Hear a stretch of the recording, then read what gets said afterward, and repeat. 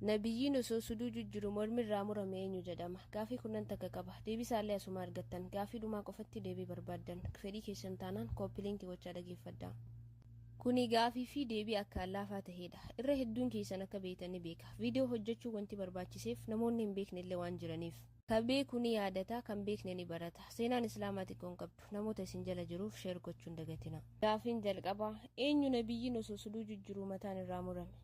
Deebisaan نبي الله يحيى عليه السلام. لما فان أين نبيين بيلان دوي ديبسان نبي الله اليساع عليه السلام. صدفان أين نبيين أمة إسانيتي نبدت دربم ديبسان نبي الله إبراهيم عليه السلام. فرفان أين نبيين أبليون شات ميدم ديبسان نبي الله يوسف عليه السلام.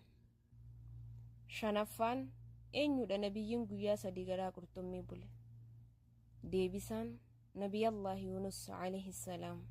Jahaffaan eenyudha nabiyyiin dhukkubaan miidhame?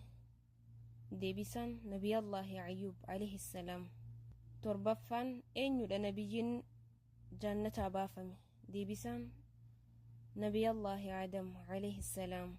Saddeettaffaan eenyudha kan jalqaba sayfii lole? Deebisaan إبراهيم عليه السلام. سقلفان أين لكن جل قبدوني تولج ديبسان نبي الله نوح عليه السلام.